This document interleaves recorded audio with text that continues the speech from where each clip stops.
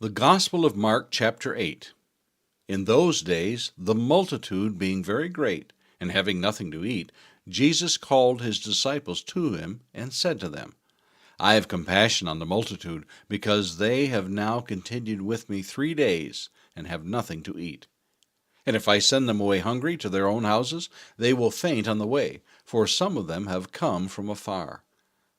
Then his disciples answered him, How can one satisfy these people with bread here in the wilderness? And he asked them, How many loaves do you have? And they said, 7. So he commanded the multitude to sit down on the ground. And he took the 7 loaves and gave thanks, broke them, and gave them to his disciples to set before them. And they set them before the multitude. They also had a few small fish, and having blessed them, he said to set them also before them. So they ate and were filled, and they took up 7 large baskets of leftover fragments. Now those who had eaten were about 4,000. And he sent them away, immediately got into the boat with his disciples, and came to the region of Dalmanutha. Then the Pharisees came out and began to dispute with him, seeking from him a sign from heaven, testing him. But he sighed deeply in his spirit, and said, Why does this generation seek a sign? Assuredly, I say to you, no sign shall be given to this generation. And he left them, and getting into the boat again, departed to the other side. Now the disciples had forgotten to take bread, and they did not have more than 1 loaf with them in the boat. Then he charged them, saying, Take heed, beware of the leaven of the Pharisees and the leaven of Herod. And they reasoned among themselves, saying, It is because we have no bread. But Jesus, being aware of it, said to them, Why do you reason because you have no bread? Do you not yet perceive nor understand? Is your heart still hardened? Having eyes, do you not see? And having ears, do you not hear? And do you not remember, when I broke the 5 loaves for the 5,000, how many baskets full of fragments did you take up? They said to him, 12. And also, when I broke the 7 for the 4,000, how many large baskets full of fragments did you take up? And they said, 7. So he said to them, How is it you do not understand? Then he came to Bethsaida, and they brought a blind man to him, and begged him to touch him. So he took the blind man by the hand, and led him out of the town. And when he had spit on his eyes and put his hands on him, he asked him if he saw anything.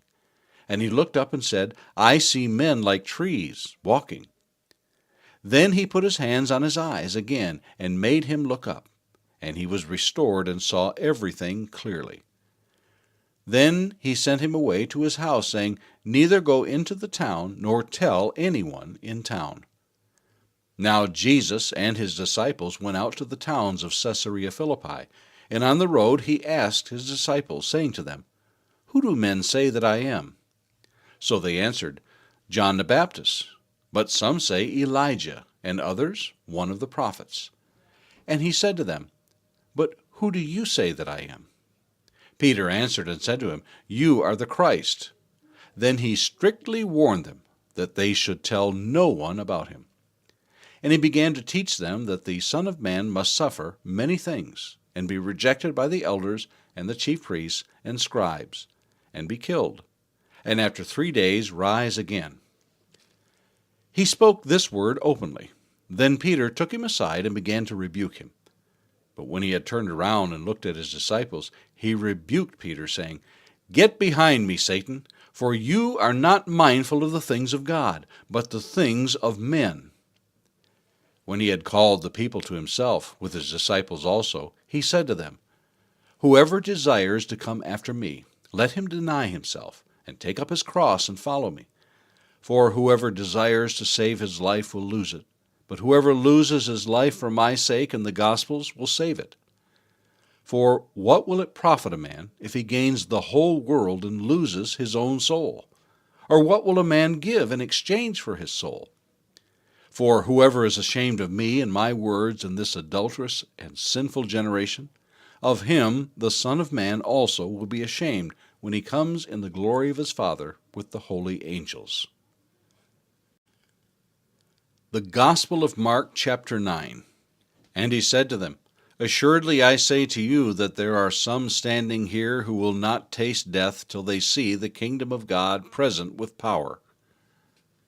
Now after 6 days Jesus took Peter, James, and John, and led them up on a high mountain, apart by themselves, and he was transfigured before them. His clothes became shining, exceedingly white, like snow, such as no launderer on earth can whiten them. And Elijah appeared to them with Moses, and they were talking with Jesus. Then Peter answered and said to Jesus, Rabbi, it is good for us to be here, and let us make 3 tabernacles, one for you, one for Moses, and one for Elijah, because he did not know what to say, for they were greatly afraid. And a cloud came and overshadowed them, and a voice came out of the cloud, saying, This is my beloved Son, hear him. Suddenly, when they had looked around, they saw no one any more, but only Jesus with themselves. Now as they came down from the mountain, he commanded them that they should tell no one the things they had seen, till the Son of Man had risen from the dead. So they kept this word to themselves, questioning what the rising from the dead meant. And they asked him, saying, Why do the scribes say that Elijah must come first? Then he answered and told them, Indeed, Elijah is coming first, and restores all things. And how is it written concerning the Son of Man, that he must suffer many things and be treated with contempt? But I say to you that Elijah has also come, and they did to him whatever they wished, as it is written of him. And when he came to the disciples, he saw a great multitude around them, and scribes disputing with them. Immediately when they saw him, all the people were greatly amazed, and running to him, greeted him. And he said to the scribes, What are you discussing with them? Then one of the crowd answered and said, Teacher, I brought you my son, who has a mute spirit. And wherever it seizes him, it throws him down. He foams at the mouth, gnashes his teeth, and becomes rigid. So I spoke to your disciples, that they should cast it out, but they could not. He answered him and said, O faithless generation, how long shall I be with you? How long shall I bear with you? Bring him to me. Then they brought him to him. And when he saw him, immediately the spirit convulsed him, and he fell on the ground and wallowed, foaming at the mouth. So he asked his father, How long has this been happening to him? And he said, From childhood. And often he has thrown him both into the fire and into the water to destroy him. But if you can do anything, have compassion on us and help us. And Jesus said to him, If you can believe, all things are possible to him who believes. Immediately the father of the child cried out and said with tears, Lord, I believe. Help my unbelief. When Jesus saw that the people came running together, he rebuked the unclean spirit, saying to it, Deaf and dumb spirit, I command you, come out of him and enter him no more. Then the spirit cried out, convulsed him greatly, and came out of him. And he became as one dead, so that many said, He's dead. But Jesus took him by the hand and lifted him up, and he arose. And when he had come into the house, his disciples asked him privately, Why could we not cast it out? So he said to them, This kind can come out by nothing but prayer and fasting. Then he departed from there and passed through Galilee, and he did not want anyone to know it. For he taught his disciples and said to them, The Son of Man is being betrayed into the hands of men, and they will kill him. And after he is killed, he will rise the 3rd day. But they did not understand this saying, and were afraid to ask him. Then he came to Capernaum, and when he was in the house, he asked them, What was it you disputed among yourselves on the road? But they kept silent, for on the road they had disputed among themselves who would be the greatest. And he sat down, called the 12, and said to them, If anyone desires to be first, he shall be last of all, and servant of all. Then he took a little child and set him in the midst of them. And when he had taken him in his arms, he said to them, Whoever receives one of these little children in my name receives me, and whoever receives me receives not me, but him who sent me.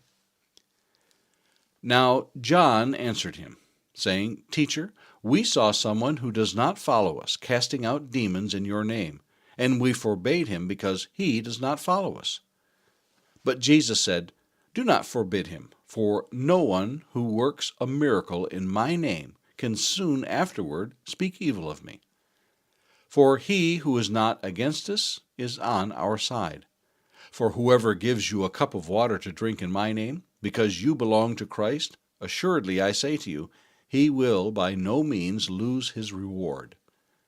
But whoever causes one of these little ones who believe in me to stumble, it would be better for him if a millstone were hung around his neck and he were thrown into the sea. If your hand causes you to sin, cut it off. It is better for you to enter into life maimed rather than having two hands, to go to hell, into the fire that shall never be quenched, where the worm does not die and the fire is not quenched. And if your foot causes you to sin, cut it off. It is better for you to enter life lame rather than having 2 feet, to be cast into hell, into the fire that shall never be quenched, where their worm does not die and the fire is not quenched. And if your eye causes you to sin, pluck it out.